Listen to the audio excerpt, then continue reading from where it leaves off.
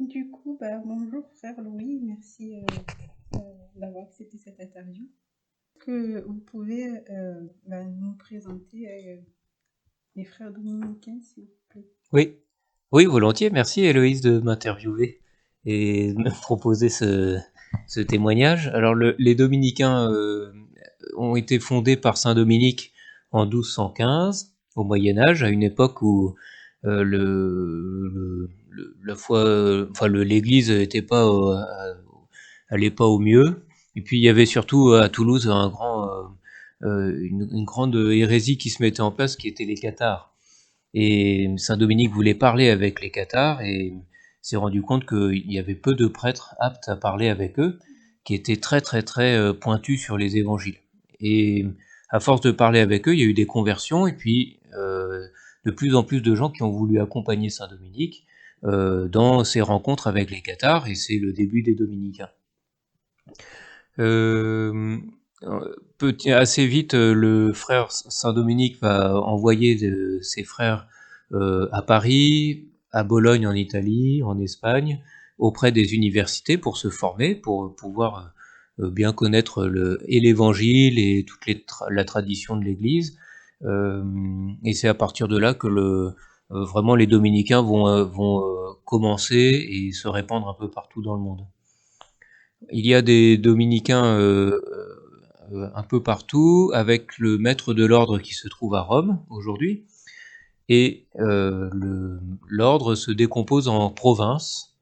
En France, il y a deux provinces. Une qui s'appelle la province de France, qui englobe le nord de la France, Paris, Strasbourg, Lyon et la Bretagne. Et puis la province de Toulouse, qui est celle du sud, à laquelle j'appartiens, qui englobe les couvents de Bordeaux, Montpellier, la Sainte-Baume, Toulouse, Nice et Marseille. La Réunion aussi, et puis Haïti. Voilà, Du en coup, on gros. peut vous trouver facilement. Oui, on peut nous trouver facilement, mais plutôt dans les grandes villes. D'accord. Si on n'est pas dans une grande ville, on ne connaît pas bien les Dominicains habituellement. Moi, j'ai découvert les frères seulement en arrivant à Bordeaux, par exemple. Mm. Merci beaucoup. Et du coup, en fait, à la base, c'était pas du tout pour fonder un ordre religieux, mais surtout pour convertir. Alors convertir, surtout ramener à l'évangile, à la réalité de l'évangile.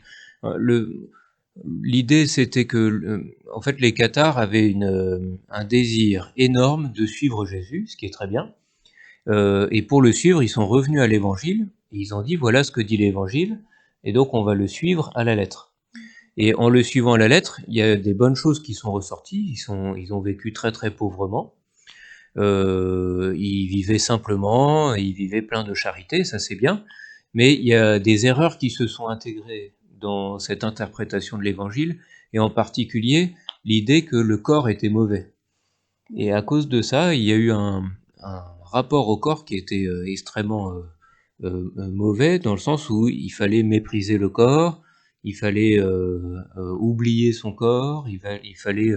et petit à petit, les Cathares ont eu l'idée qu'il y avait un dieu du bien, qui était créateur de tout ce qui était spirituel, et un dieu du mal, qui est le créateur de tout ce qui est matériel. Et voilà pourquoi il y a eu ce mépris de tout ce qui était matériel et corporel. Et Saint Dominique s'est rendu compte que les cathares, en vue d'un bien, commençaient à se faire du mal.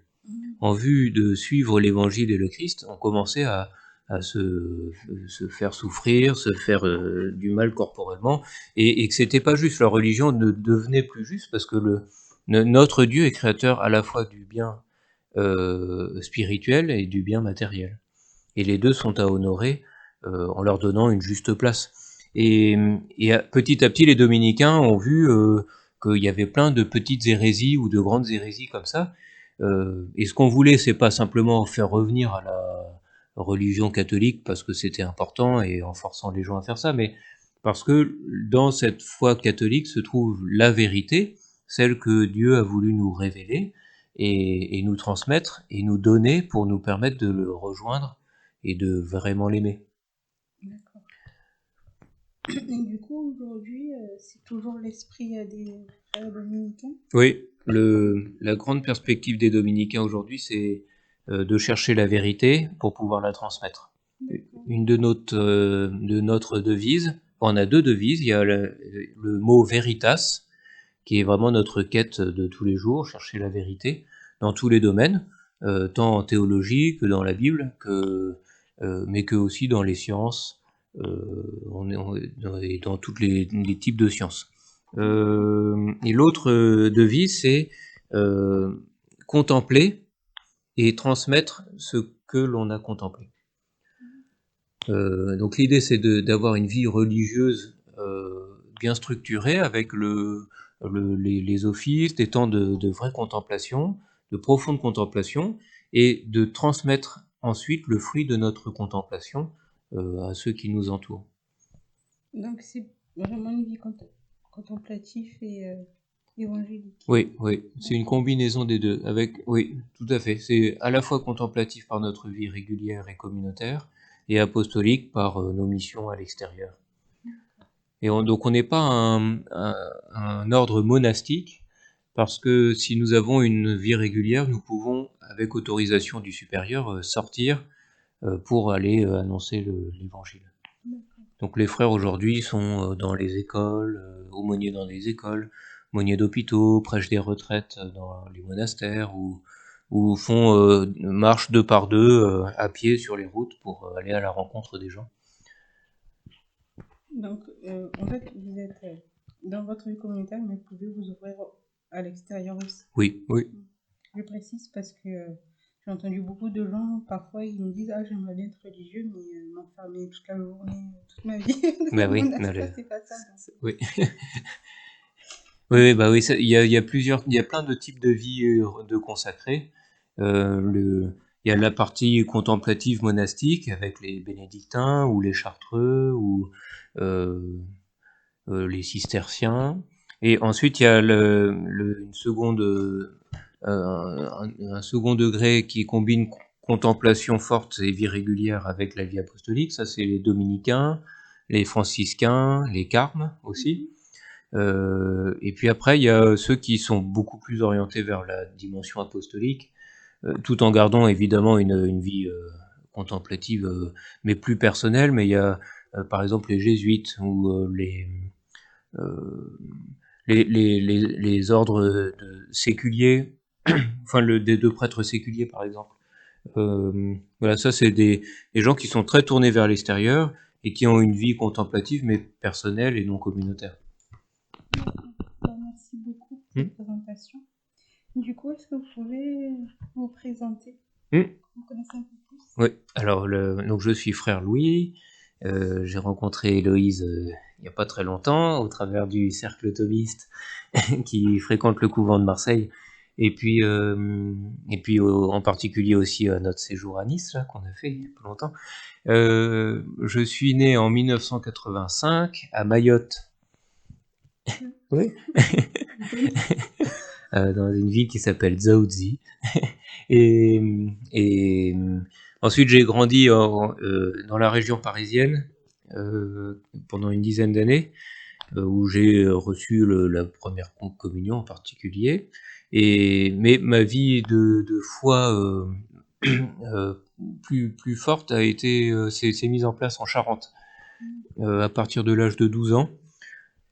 Cette vie en Charente qui était en pleine campagne, un peu isolée, je pense a permis de faire grandir en moi la partie spirituelle, regard de Dieu, développement de la foi.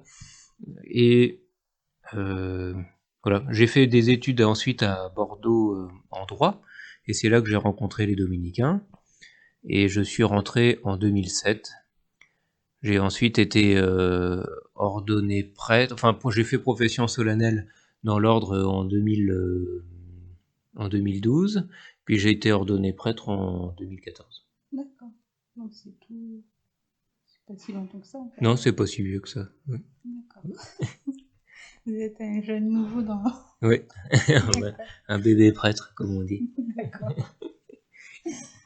Et du coup, vous pouvez un peu nous parler un peu de votre parcours Oui, bien sûr, c'est comme vous voulez, si vous voulez plus vous concentrer au niveau de la foi, des études ou juste général.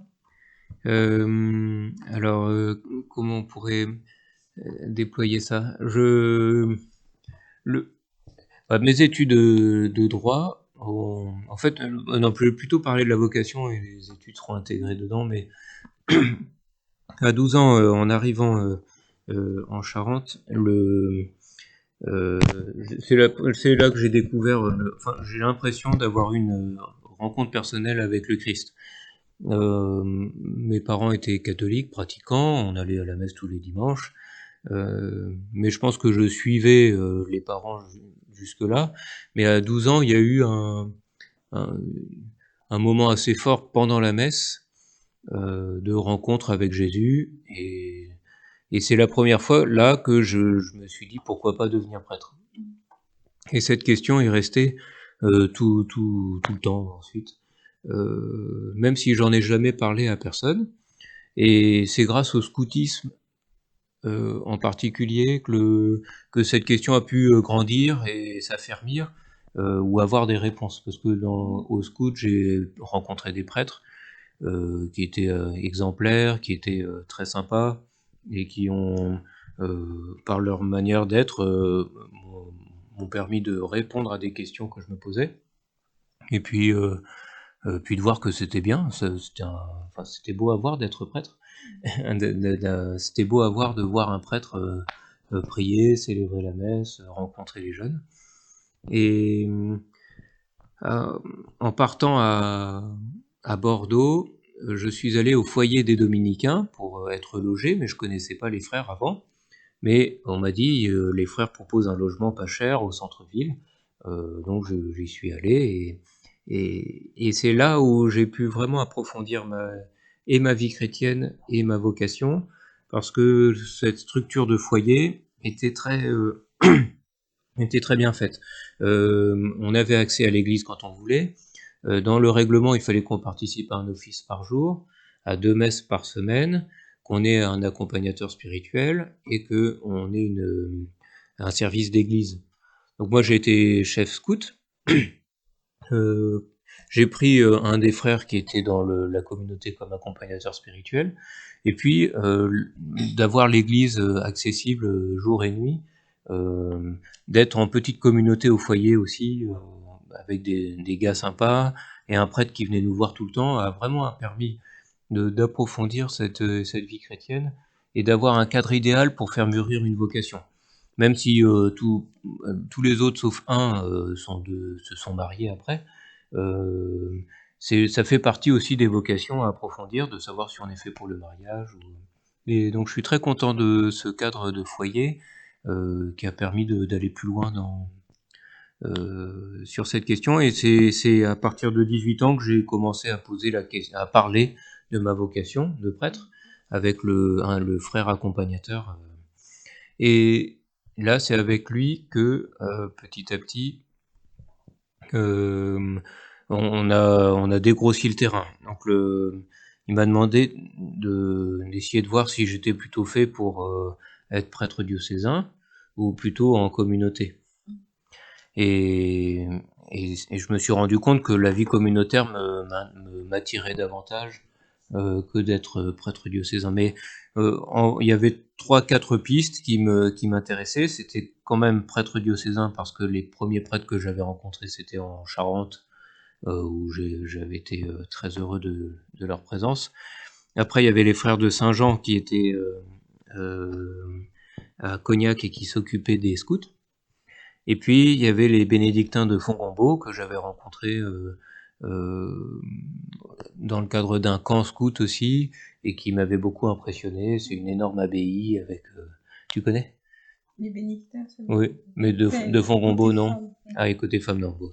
Voilà, donc c'est une énorme abbaye avec beaucoup de jeunes moines, et c'était très impressionnant. Alors, j'étais resté là-dessus, puis avec le frère, on s'est plutôt, enfin, à force de questions et de réflexions, c'est plutôt les bénédictins de Fongombault qui l'emportaient, qui m'attiraient le plus. Et puis c'est au bout de la 4e année, enfin à la fin de la 3e année plutôt, de droit et de réflexion avec le frère Marie-Arnaud, et en plus avec le foyer, qui a eu un appel assez clair, très fort, en rentrant dans ma chambre, qui m'a dit tout ce que tu recherches, tu le trouveras chez les dominicains. D'accord. C'est beau. Et bah, ça a simplifié la vie parce que moi je préparais à rentrer chez les moines de Vont-Rombaut, et puis finalement cette lumière là voilà, m'a orienté plus vers les dominicains, mais sans casser toute ma réflexion d'avant, parce que je cherchais euh, la possibilité d'apporter l'évangile. Les dominicains le permettent. Je voulais un ordre dynamique, les dominicains l'étaient, et je cherchais une dimension contemplative quand même comme les moines bénédictins, et on trouve ça dans l'ordre des dominicains aussi. Donc en fait, c'était vraiment pas une coupure de ce que vous étiez, de ce que vous voulez, mais plutôt quelque chose qui s'accordait avec. Oui. Oui, c'était une synthèse. Moi, en fait, les frères étaient sous les yeux depuis 4 ans. Je les voyais vivre, je les voyais rigoler, je les voyais faire plein de choses. Et la première année, c'était la découverte, j'ai beaucoup aimé. Les 2 années suivantes, j'ai trouvé ça horrible parce que je voyais tous les défauts, les frères qui se disputaient, les frères qui arrivaient en retard au load, les frères qui et donc je me disais bah non c'est pas, enfin je trouvais pas ça du tout attirant, voyant l'intérieur l'intérieur de l'intérieur. Et finalement la 4e année a permis de faire une synthèse à la fois des très bons éléments, des défauts, et de me rendre compte que c'était une belle vie, c'était normal qu'il y ait des défauts, mais que cette vie, cette règle des dominicains permettait de faire des très belles choses avec des éléments qui n'étaient pas extraordinaires. Mais comme moi, j'étais pas un élément extraordinaire non plus, je me suis dit, bah, j'ai ma place. Non, mais c'est beau parce qu'on voit en fait qu'il y a un accord et pas du forcing, comme pourrait certains pourraient le croire. En fait. Ah oui, non, oui, oui. En fait, ça se fait tout seul, c'est vraiment un cheminement. Et quand vous parlez en fait du côté défaut, moi j'y vois aussi un peu parce qu'en fait on dit aussi que le mariage c'est aussi une vocation. Et justement quand on se marie avec quelqu'un, bah, on le prend avec ses défauts et ses qualités. Oui. Donc le fait que vous avez vu les qualités et les défauts, je sais pas si on peut parler de qualité et de défauts, des dominicains, en fait peut-être que ça vous a permis que si vous étiez allé chez les bénédictins, bah, en fait, vous n'aurez pas vu, vous aurez peut-être eu une surprise. Oui. Peut-être. Hein, Oui, si, oui, oui. Oui, parce que enfin, c'est sûr que chez les bénédictins, il y aurait eu les mêmes défauts, les mêmes. Sauf que je les avais pas vus, donc et puis ça aurait peut-être moins correspondu à mon tempérament, et puis à ce que je recherchais, parce que la vie bénédictine, elle est vraiment en clôture, et tout orienté vers la vie de prière, la vie de prière. Même si toujours aujourd'hui, il y a toujours au fond de moi une part de frère Louis qui dit mais tu serais vraiment à ta place dans la vie bénédictine. Parce que, mais je me rends compte que tous les frères ont ça, c'est que régulièrement on a notre cœur qui dit bah j'ai envie de passer plus de temps avec Jésus dans la prière, puis d'autres moments où le fond du cœur dit bah il y a plein de gens qui attendent qu'on leur parle du Christ, mais il faut que tu y ailles. Oui, je comprends. Je comprends tout à fait. Ah bon, ah oui. C'est en ce moment la question que je me pose pour moi. Ah oui, c'est vrai, ah oui. Et du coup, donc ça c'était ma première question. Du coup, il n'y a pas vraiment de regret à avoir choisi les dominicains? Non, pas du tout. Pas du tout. Je ne cesse d'année en année d'être impressionné par l'ordre et de voir tout ce que grâce à lui on peut faire, tout ce que il y a une en fait, j'imaginais pas découvrir tout ça en rentrant chez les frères de Bordeaux. Je connaissais que les frères de Bordeaux quand je suis rentré. Puis j'ai découvert Marseille, où j'ai fait le noviciat. Et là, c'était la découverte de la Provence et de la présence des Dominicains en Provence, la présence de Sainte-Marie-Madeleine à la Sainte-Baume, tenue par les Dominicains aussi. et un début d'histoire que je découvrais. Et puis, au fur et à mesure de mes études dans l'ordre, j'ai découvert qu'il y avait des frères un peu partout dans le monde. J'ai fait des études avec un Finlandais, avec un Brésilien, avec un Allemand. Je suis parti ensuite en Suisse, où j'ai vu des frères polonais, des frères philippins. Et à chaque fois, c'était génial comme rencontre, et de voir à chaque fois aussi, dans tous ces lieux-là, j'étais heureux de me sentir vraiment comme à la maison avec mes frères, alors que j'ai jamais vus, mais on se sent comme avec ses frères parce on a le même père Saint-Dominique et donc ça, cette partie familiale est géniale et je la regrette pas du tout. Et puis, d'un point de vue apostolique, l'ordre a aussi l'avantage de donner une grande liberté. C'est que si on est dans l'obéissance aux prieurs, et si on lui demande, on peut faire vraiment tout ce qu'on veut. Il y a cette liberté des enfants de Dieu dont parle saint Paul, qui est vraiment accordée ici. C'est que si j'ai envie de monter une marche avec des jeunes pendant un mois en Croatie sur les pas des Dominicains, bah c'est possible. Euh, si et dans tous les domaines, on peut faire ça dans l'art, on peut faire ça dans l'étude scientifique. Un frère par exemple régulièrement à côté de Nice, à Sophia Antipolis, faire du travail avec les chercheurs pour faire un lien entre théologie et science. Et donc vraiment tous les domaines sont abordés et ça, moi je me rends compte que c'est une chance extraordinaire. Parce que vous avez une grande du coup ouverture et c'est plus facile aussi pour évangéliser. Bah oui, tout en ayant une structure hyper bien faite, qui évite qu'on fasse des âneries, qui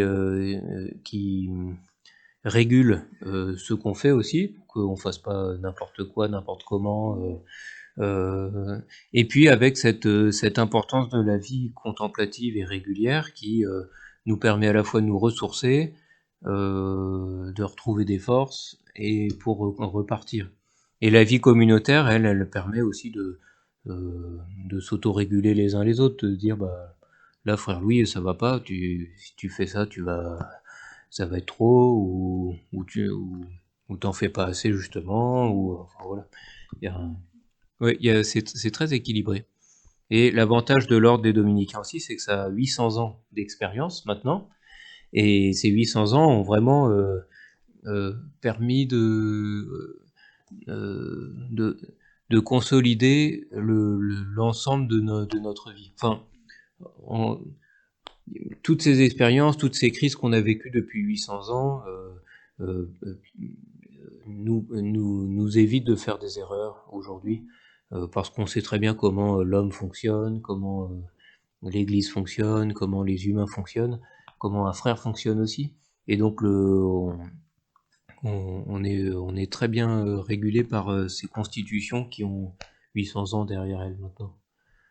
Oui, vous avez une certaine sagesse en fait. Oui, il y a une sagesse. Et du coup, votre vie chez les Dominicains? Oui. C'est bizarre cette question. J'ai l'impression que vous en avez déjà parlé, mais Non, oui, c'est vrai. Au côté, au quotidien. Voilà, au quotidien, c'est ça.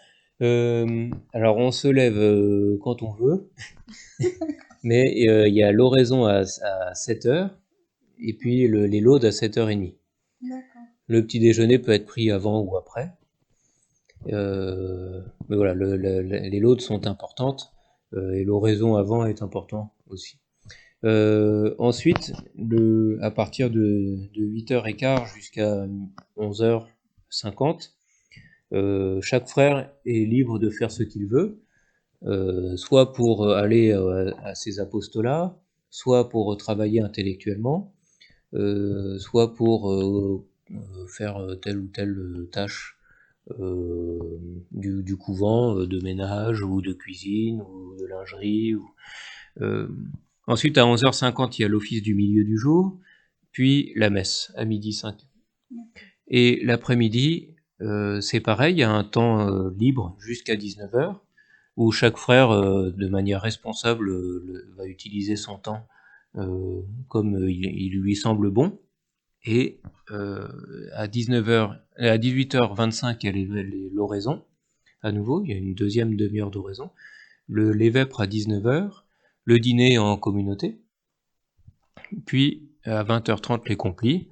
Et normalement, le soir, on est en silence. On est en silence. Alors ça, c'est la structure normale quotidienne.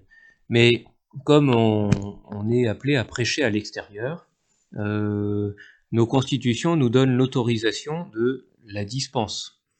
On peut demander au prieur d'être dispensé d'un des offices ou de la totalité des offices de la journée pour pouvoir aller à l'extérieur annoncer l'évangile. Donc par exemple, moi le lundi, je suis dispensé des laudes, de la messe et des vêpres pour aller à l'école, la Cordaire, qui est à une demi-heure d'ici, où je passe toute la journée avec les élèves pour faire des cours et autre chose. Alors si je suis dispensé de la vie commune au couvent, je ne suis pas dispensé de dire les offices personnellement. Donc là, le prieur compte sur moi et l'Église compte sur moi comme prêtre pour dire mes offices dans le métro quand je vais et l'autre quand je vais à l'école, pour dire la messe là-bas à l'école, et l'office du milieu du jour avec les élèves, etc. D'accord, c'est vraiment, quand vous avez décrit la journée, on sent vraiment qu'il y a une conscience entre les frères. Il y a pas, chacun va faire, vous avez dit pardon le mot responsable et librement. Mais c'est pas comme par exemple chez les Bénissines où elles sont attachées à un travail Oui, ou à une tâche. Là, c'est vraiment libre. oui, c'est vraiment libre. Oui, avec les dangers que ça comporte, soit de faire de l'excès apostolique, soit de devenir paresseux. Et alors le prieur nous rencontre 2 ou 3 fois par an d'une manière spéciale, même si on se voit tous les jours, hein, et on peut lui parler tous les jours, mais 2 ou 3 fois par an pour essayer de faire un bilan, voir si toutes nos forces sont bien utilisées, si on peut pas avoir des projets plus ambitieux, ou peut-être être plus attentif à être plus souvent au couvent, enfin voilà. Et je vais parler du silence du soir, mais comme beaucoup de gens travaillent la journée, le, le, le soir va être précieux pour pouvoir rencontrer les gens.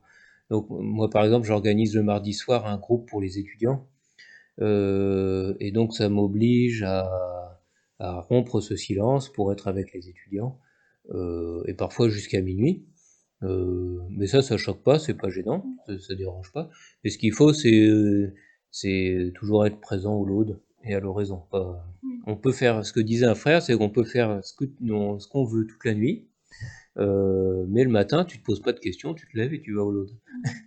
Et si t'es pas capable de te lever pour être au laude, bah tu fais pas n'importe quoi la nuit. C'est une responsabilisation. Oui, c'est ça. Et du coup, votre temps de silence, c'est surtout le soir. Et du coup, vous faites des choses particulières. Par exemple, je sais qu'il y a certains ordres où plus personne ne parle. Oui, on essaye de pas parler le soir après un compli, mais il n'y a pas d'événement particulier. Certains frères restent dans l'église après les complis pour prier, D'autres vont assez vite dans leur cellule pour se préparer à se coucher simplement, et pour pouvoir se lever plus tôt et faire des plus longtemps d'oraison le matin. D'autres vont lire, d'autres vont... Non, il n'y a pas d'exercice commun après sauf le samedi soir où on célèbre les vigiles le samedi soir à la place des complis, et après il y a un temps de récréation entre frères. Récréation, ça veut dire qu'on mange quelques cacahuètes, qu'on boit quelques bonnes boissons, et on passe un bon moment ensemble pour papoter et se préparer à la belle fête du dimanche. D'accord. Donc vous avez une récréation par semaine. Oui, même si parfois on parle de récréation pour le café communautaire qu'on a tous les jours après le déjeuner, et où sont transmises quelques informations. Mais c'est pas tellement une récréation que Pour aussi, c'est un peu récréatif. Ouais. Ouais, quand même. Le café, c'est toujours agréable. Oui, c'est vrai. Et du coup, concernant l'accueil que vous avez eu chez les Dominicains, vous en avez un peu parlé, mais juste pour un peu plus précis. Au tout début, quand je suis rentré dans l'ordre? Oui, et jusqu'à aujourd'hui. Ah oui. Je sais pas si on peut parler d'accueil, mais du coup. Comment ça s'est passé? Au tout début, l'ordre reste très prudent pour accueillir un jeune, à la fois pour lui-même, parce que accueillir quelqu'un dans sa communauté, c'est l'accueillir jusqu'à la mort de celui-ci. Donc ça veut dire être avec lui au jour le jour, de vivre avec lui, travailler avec lui, lui faire confiance, lui confier les outils apostoliques que l'ordre a. Donc au début, pendant 5 ans, l'ordre va être extrêmement attentif et prudent aux jeunes qu'il est en train d'accueillir. Euh, euh, à la fois pour lui, mais aussi pour le jeune. C'est que passer 1 année, 2 ans, 3 ans, 4 ans, 5 ans dans une communauté pour discerner, ça marque une vie. Et donc c'est important pour le jeune qu'il ne passe pas trop de temps dans l'ordre avant de s'engager définitivement, s'il n'y est pas prêt et s'il n'y est pas invité. Par exemple, passer 5 ans, ouais, ce qu'on aime bien, c'est la première année, qu'elle soit extrêmement exigeante, ça s'appelle l'année du noviciat, pour que le discernement soit le plus intense possible. Pour éviter que le jeune fasse 4 ans de plus, alors qu'il va probablement partir après.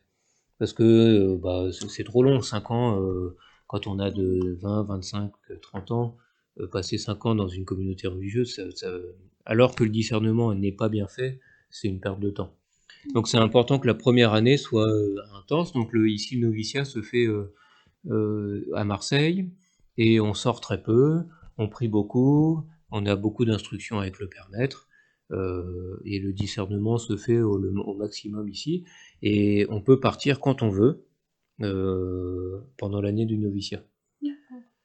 Et parfois c'est le supérieur, le père maître des novices qui demande de partir aux jeunes parce qu'il se rend compte que ça va pas, mais le plus souvent c'est le jeune qui s'en va parce qu'il se rend compte que c'est pas fait pour lui. Après, à la fin, à la fin du noviciat, on s'engage pour 2 ans, où le discernement peut se faire, mais on ne peut plus partir qu'à la fin des 2 ans, normalement. Et puis on se réengage pour 2 ans encore, donc il y a 4 ans de vœux simples. Et à la fin des 5 ans, noviciat compris, on fait profession solennelle. Et à partir de là, il y a la profession solennelle nous engage jusqu'à la mort. Donc on peut plus partir après.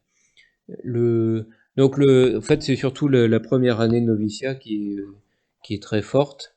On reçoit déjà l'habit tout de suite, dès la première année. Ça, c'est étonnant, c'est lié à l'ordre. Et on peut pas faire de différence entre le novice et le maître de l'ordre. On porte tous le même habit, on est tous dans la même on fait tous partie de la même communauté, on est tous frères. Mais ce discernement va se faire. Donc moi, j'ai reçu un très bon accueil, mais et en même temps, mon père maître a voulu poser très clairement toutes les bases qui étaient importantes à poser avant de continuer. Donc c'est surtout la vie silencieuse et la vie en clôture qui permet de voir si on est fait pour ça, parce qu'on passe beaucoup de temps en prière et parce que c'est un peu la vie dominicaine à l'état pur. Un vieux frère disait, un autre frère moins âgé, il disait, si tu veux être vraiment dominicain, essaye de revivre comme tu as vécu ton noviciat. Donc il y a quelque chose de chimiquement pur au noviciat, de ce qu'est l'ordre, et si on y est bien, alors on sera content de notre vie dominicaine. Si c'est hyper difficile, si on a du mal avec l'oraison, si on a du mal à rester dans sa cellule, alors ce sera peut-être un signe que c'est pas fait pour ça, qu'on n'est pas fait pour ça. Mais ça ne veut pas dire, par exemple, un jeune qui fait sa première année de noviciat ça veut pas dire qu'il est pas, ça veut juste pas dire qu'il est pas fait pour les dominicains, mais il peut être fait pour. Ah bien sûr, oui, oui, oui, bien sûr. Oui. Et c'est bien de faire un travail de discernement même avant de rentrer dans l'ordre parce que ça reste marquant, je pense. C'est comme se fiancer. En fait, on peut se fiancer autant de fois qu'on veut, mais je pense qu'au bout de 4-5 fiançailles, on doit perdre confiance en soi et plus trop savoir ce qu'on veut, comment on fait. Donc c'est bien, c'est important de bien discerner avant pour, euh, pour éviter trop d'échecs ou trop de loupés.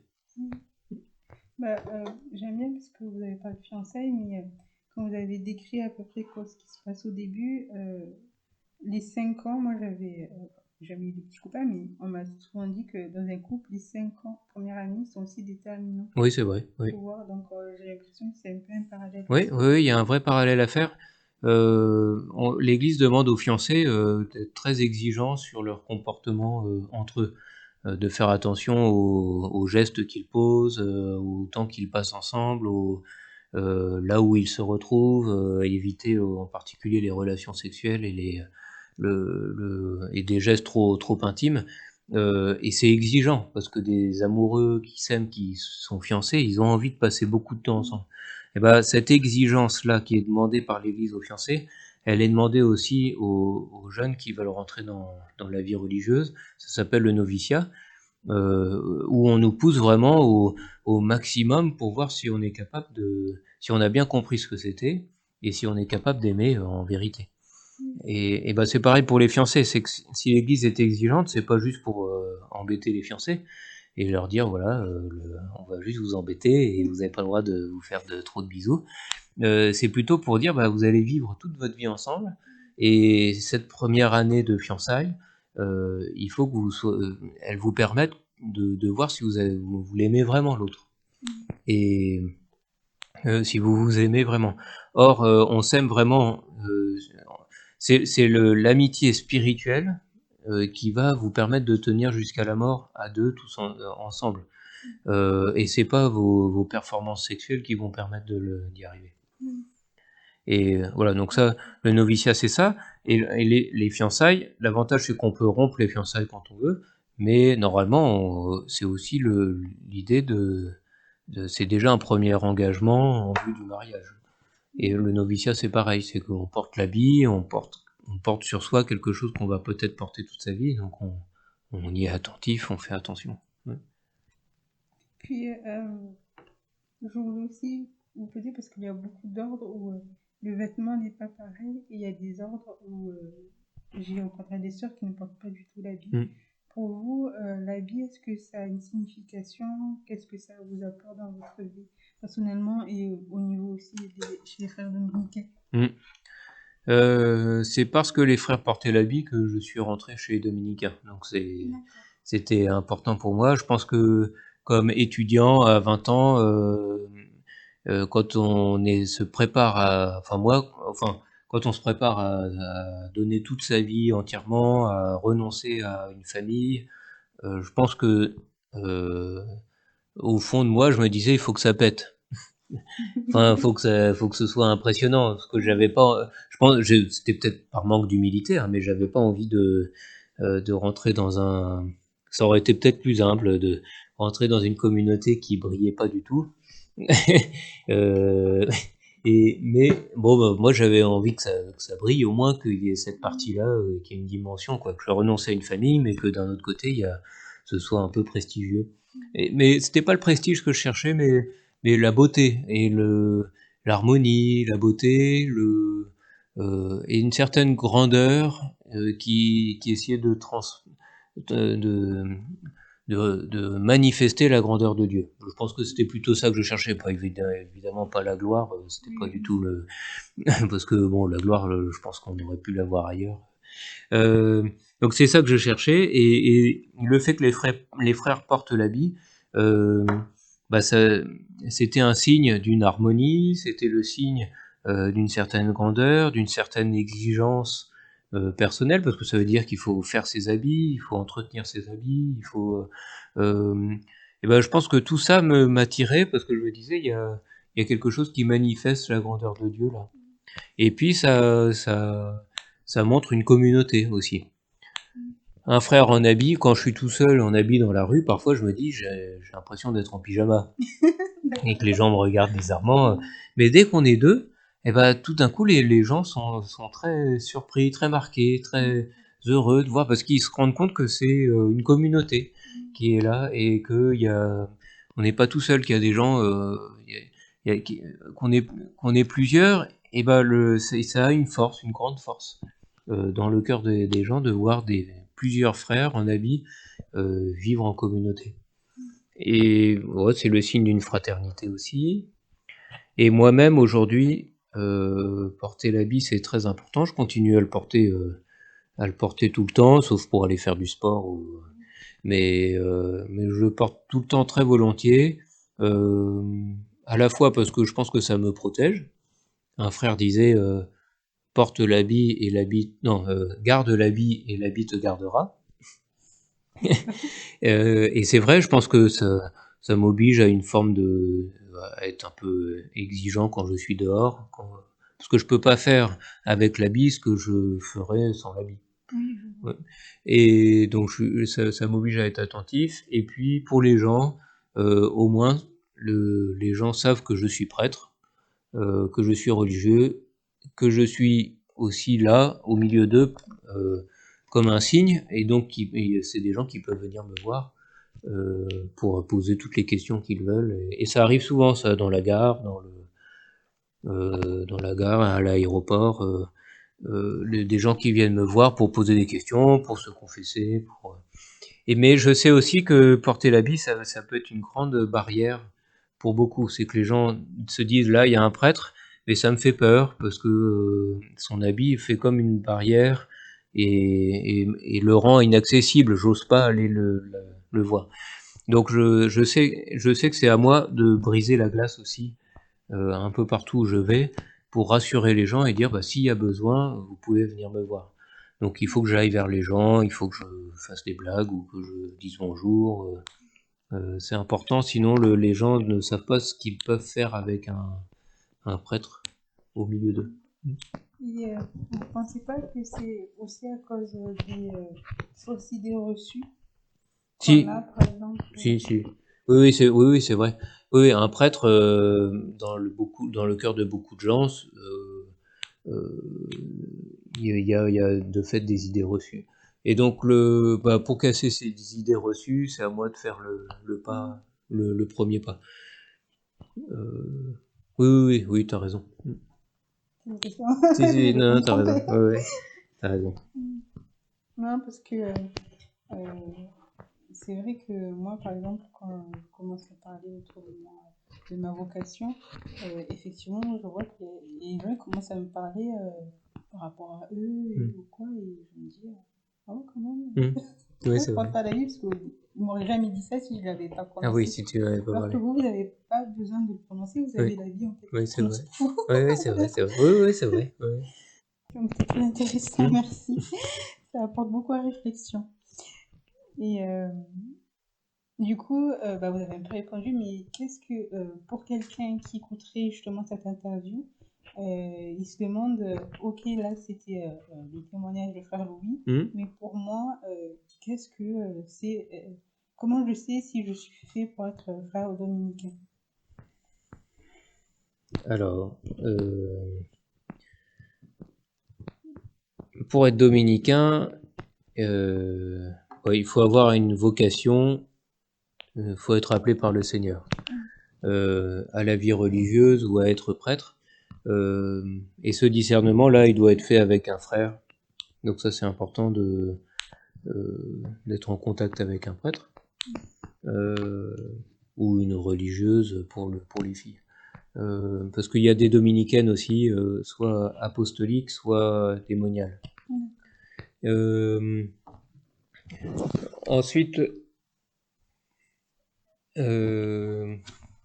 pour être dominicain, pour rentrer chez les dominicains, je pense qu'il faut avoir un vrai goût pour la prière, un goût pour l'étude aussi. On n'en a pas beaucoup parlé, mais le dominicain doit avoir un goût pour l'étude.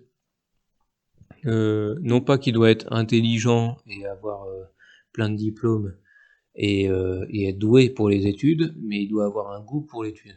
C'est-à-dire quand il faut ouvrir un livre et travailler intellectuellement, ce soit pas la torture, l'horreur, parce qu'on a cette dimension-là qui est très importante chez les dominicains d'étudier. Mais ça veut pas dire être premier de la classe et être très doué pour les études, hein, ce qui était pas mon cas. Mais en tout cas lire, ouvrir un livre et essayer de m'attacher à décortiquer un texte, ça me plaît. Et puis donc aimer la prière, aimer l'étude, et puis se sentir appelé, même si on se sent pas fort pour ça, à apporter du bien aux gens, et en particulier en apportant l'évangile. Vouloir transmettre quelque chose de ce qu'on a reçu pour le salut des âmes, pour aider les gens à se rapprocher de Dieu. Voilà, et puis il y a quand même une partie importante aussi, c'est les 4 piliers de l'ordre, hein. Il y a l'étude, la vie apostolique, la vie de prière personnelle, et puis il y a la partie communautaire. Donc pour rentrer chez les dominicains, il faut pas être réticent à vivre en communauté. Ce qui est parfois rédhibitoire pour certains, c'est de vivre avec d'autres, c'est fatigant, il faut accepter les caractères des uns des autres. C'est plus lent aussi parce que toutes nos décisions se font lentement, parce que tout le monde doit donner son avis, son accord. Donc ça, certains n'aiment pas trop ce genre cette dimension-là. Et puis ensuite, après, quelle est la démarche à faire? C'est une fois qu'on pense être fait pour les dominicains, qu'on pense être appelé par le Seigneur à ça, la démarche très concrète, c'est d'écrire au père maître des études, au père maître des novices. Alors soit à Marseille si vous êtes dans la province du Sud, soit à Strasbourg si vous êtes dans la province de France. Et souvent, ça se fait par rapport au territoire où vous êtes. Mais parfois, les jeunes ont rencontré des frères d'une province et se disent c'est comme ces frères-là que j'aimerais être. Et donc, même s'ils habitent par exemple à Paris, ils vont écrire au père maître de Marseille en disant bah, j'ai fait connaissance des frères de Bordeaux, ils m'ont beaucoup marqué, et donc j'aimerais rentrer dans la province de Toulouse. Du coup, c'est possible. C'est possible, oui, oui. Mais il faut qu'il y ait des vraies raisons. Oui, j'imagine. Du coup, je pense que je mettrai tous les liens et vous me donnerez aussi les liens Ah oui, en oui. barre de description pour quelqu'un qui verrait cette vidéo et Ah oui, très bien. qui serait intéressé et qui s'est dit ah bah c'est ça. C'est exactement ça que je veux. Ah oui, oui, oui. C'était ça un peu le but. Ah bah si, j'ai oublié, oui. Il y a deux, en parlant avec les frères là qui sont rentrés, il y a deux manières, deux voies qui ont permis à ces frères de rentrer. Il y a une voie, c'est ceux qui ont rencontré des frères aujourd'hui dans un couvent ou dans un groupe ou et qui ont été marqués par ces frères et qui se sont dit je veux rentrer là. Puis il y a d'autres frères qui ont rencontré l'ordre des Dominicains à travers des figures de sainteté de l'ordre des Dominicains ou à travers des livres ou l'histoire. Donc il y a la manière directe, j'ai rencontré des frères, j'ai beaucoup aimé et je veux rentrer là où ils vivent.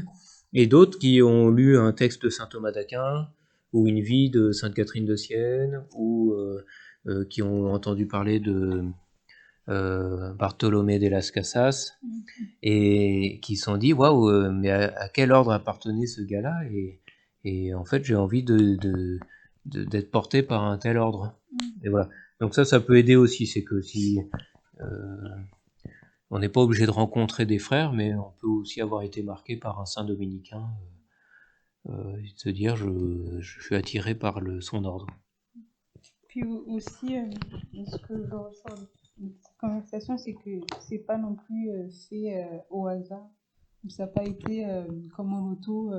on remet tout dans les papiers, tous les ordres, et puis Oui, on non, continue. oui. C'est petit à petit, à la fois les événements extérieurs, comme par les rencontres ou les livres, font que on nous amène, et le discernement, bien sûr, et la paix, chez les frères dominicains. Donc, il faut prendre tout ça en compte. Mon père Mais spirituel, il disait, il m'avait dit, justement, tu vas pas faire du catalogage. On va pas prendre le catalogue de tous les ordres religieux et les faire un par un. Sinon, tu vas t'épuiser et ça va aboutir à rien parce que c'est trop gros. Ce qui est important, c'est de regarder là où le Seigneur t'a conduit déjà.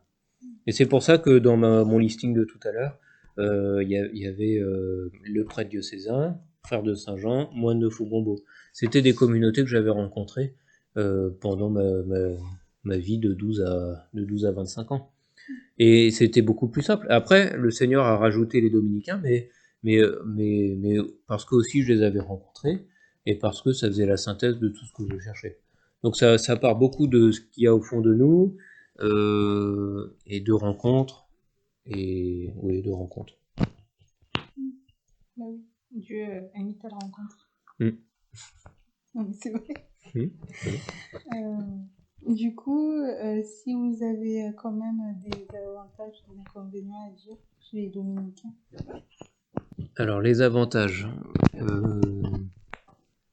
c'est le grand avantage, c'est l'ancienneté de l'ordre. Donc au moins on sait à quoi se fier. Et si vous lisez nos constitutions, vous savez ce qu'on vit dans l'ordre. Donc c'est l'avantage par rapport à une communauté nouvelle, par exemple, c'est que la communauté nouvelle, souvent, elle dépend du fondateur qui est encore en vie. Donc du jour au lendemain, le fondateur peut dire, bah non, en fait, on va faire comme ça, et puis on va faire comme ça. Nous, si vous rentrez chez nous, vous savez exactement à quoi vous en tenir par rapport aux constitutions et par rapport à ce que vous voyez. L'avantage aussi, c'est la force communautaire des dominicains.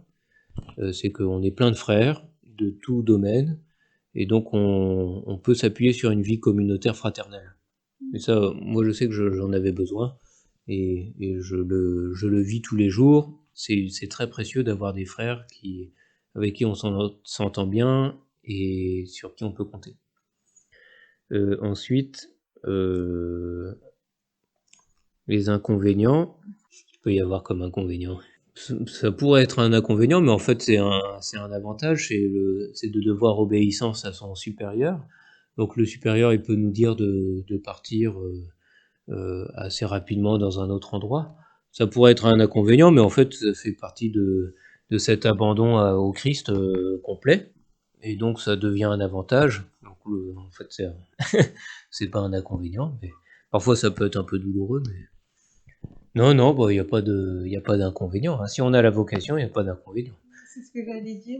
En fait, quand on y réfléchit, j'ai l'impression qu'il n'y a pas d'inconvénient parce que en fait, ça nous correspond. Oui, parce qu'on est à sa place. Oui, oui, c'est ça. Il y a des exigences, il y a des comme avec sa femme, hein, ou quand on se marie, il y a il y a pas d'obstacle, il y a des épreuves. Oui, il y a des épreuves.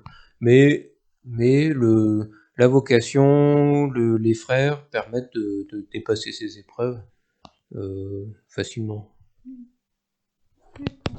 Et du coup, un conseil pour quelqu'un qui hésiterait encore à taper à votre porte.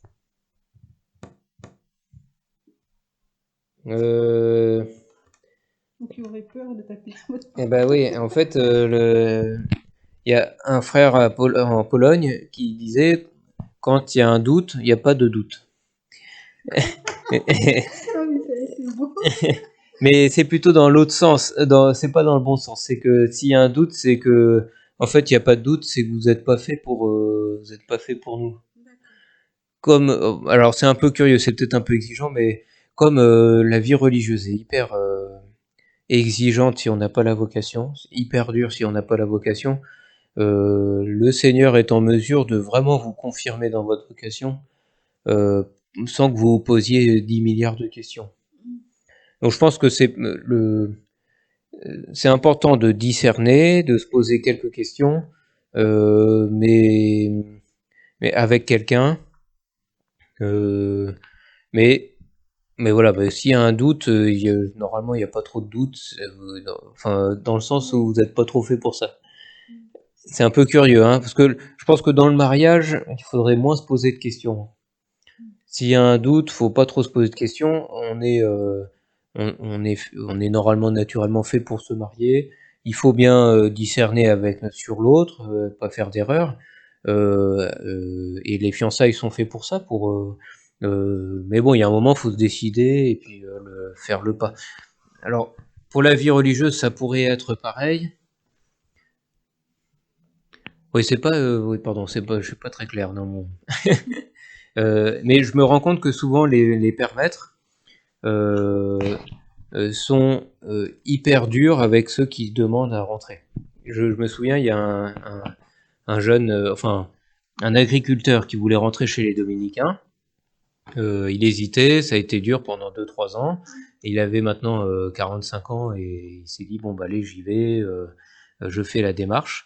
Il a pris son téléphone, il a appelé et il a dit là je voudrais rentrer chez vous. Et en se disant ils ont pas pléthore de jeunes, donc il sera content de me recevoir et ce sera les grandes portes ouvertes. Et le père maître des novices a dit eh bien je ne vous connais pas, donc écrivez-moi une lettre et puis on verra. Et lui avait été hyper remonté en se disant voilà, il y a enfin quelqu'un qui veut rentrer chez eux et ils l'accueillent pas à bras ouverts. Et en fait c'est aussi une manière de tester un peu la vocation du jeune, voir s'il veut vraiment rentrer là ou si c'était juste un peu une imagination de l'esprit. Non, mais c'est vrai que je trouve que c'est bien parce que moi, c'est le genre de question aussi que, alors pas au niveau de la vocation, mais au niveau moi de ma vie de tous les jours, pour savoir si je veux faire quelque chose ou pas. Par exemple, si je veux aller en voyage, je sais pas, à Hawaï, je me dis, mais si tu n'arrives pas à aller à Hawaï, tu fais quoi? Enfin, je fais quoi? Est-ce que je suis déçue? Est-ce que en fait je m'en fiche? Ou est-ce que... Et en fait, en répondant à cette question, je vois en fait si j'ai vraiment envie d'aller à Hawaï. Ah oui, c'est vrai. Oui, c'est vrai. Mais c'est vrai, c'est une bonne manière. C'est dur, mais il faut. Bah oui, comme ça Ça fait bien un peu mieux. Et un autre frère aussi, pour ceux qui hésitent. Souvent, il y a plein de jeunes qui savent pas s'ils sont faits pour le mariage ou pour la vie religieuse. Un frère, le frère Miguel Marie à Marseille, il disait 99,9% des gens, des chrétiens, des croyants, sont appelés à se marier. Enfin 99%. Et 1% des chrétiens sont appelés à la vie religieuse. Donc s'il y a un doute, vous avez plus de chances de ne pas vous tromper en essayant de viser le mariage. D'accord. Tu vois? Oui, je vois. Et après, si c'est pas ça, le Seigneur sera en mesure de vous faire comprendre qu'il vous demande à la vie religieuse. Mais et c'est pas mal comme c'est hyper pragmatique, c'est que 99% des cas sont appelés à se marier. Donc s'il y a un doute, il vaut mieux essayer de se concentrer sur comment je fais pour rencontrer quelqu'un. Oui. Et parfois, on rencontre des frères dominicains. Eh ben oui, là, parfois, oui, alors oui, ça c'est autre chose, là, oui, c'est vrai.